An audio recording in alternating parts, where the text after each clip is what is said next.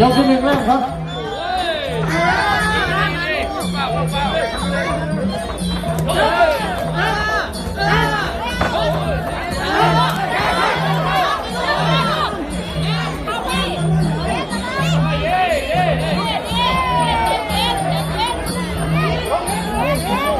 ได้ครับไหมได้ครับสามยกเลยครับโอ้ได้เลย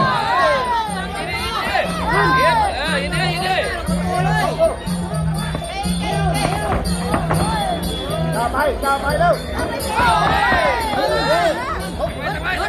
ไปดิ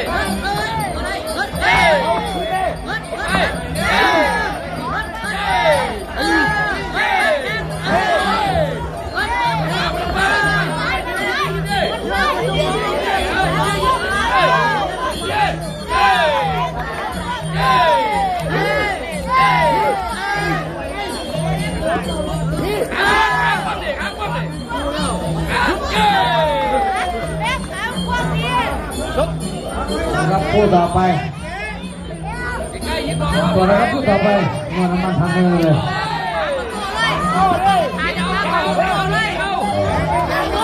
ยังครับนนทชัยนำผู้การศึกษาครับด้วยนะครับรบกวนนะครับ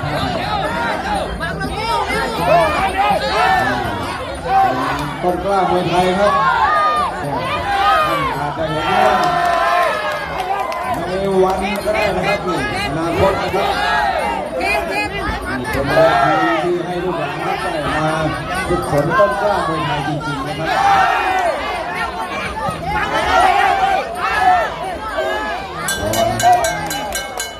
หมดยกที่หนึ่งครับยกที่สองเลยสามยกครับ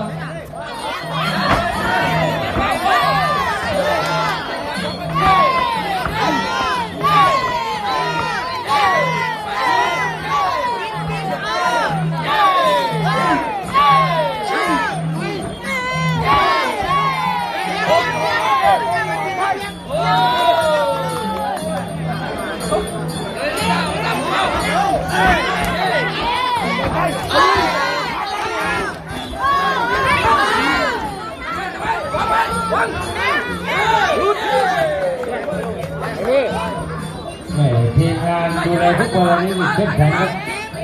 ไม่ว่าจะเป็นคุณปีดา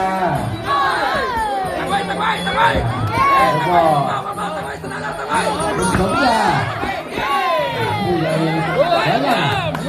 แล้วก็มีหลายท่านครับปานเดชเป็นไทย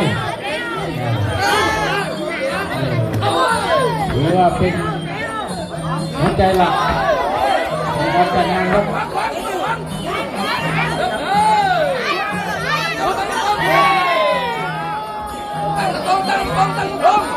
แขกเล่าขาวผู้ใหญ่หำเป็นแสงไทยแล้วท่านรับช่วยกันช่วยกันให้เกิดงานขึ้น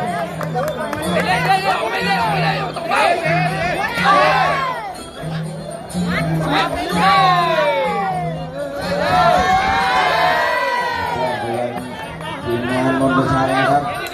เดี๋ยวสั่งมาแล้ว 5,000 บาทครับทุนการศึกษาแล้วก็ยอดวิชาคัดแจ้งมาแล้ว 3,000 บาทนะครับซุปเปอร์โฟร์นะครับของนนทชัย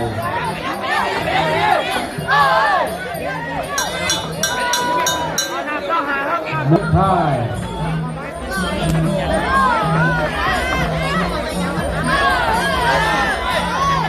เพื่อความรวดเร็วนะครับนักมวยนะครับให้อยู่ในความพร้อมเลยนะครับอยู่ที่การนนทชัยนะครับแล้วก็ต่อด้วยนะครับยอดวิชาซุปเปอร์โฟร์นะครับเราต้องสร้างซุปเปอร์โฟร์กันนี่แหละครับ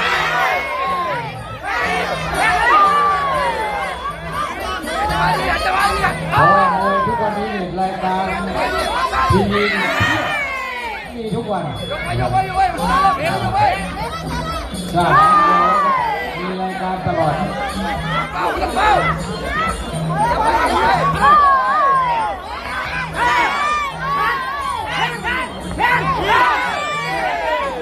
ม วยก็รวยได้ ต่อยกันได้เลยเพราะว่าค่าตัวในวันนี้สูงรางวัลอาชีพสูง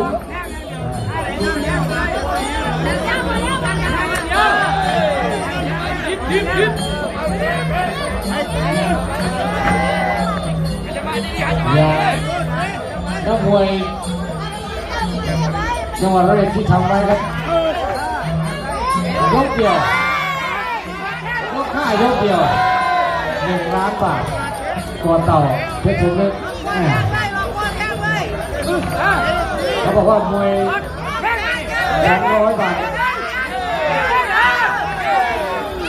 แต่200 บาทยังไม่เอาเลยแต่ก่อนเต่าทำมาแล้วได้รับอาชีพ1 ล้านบาท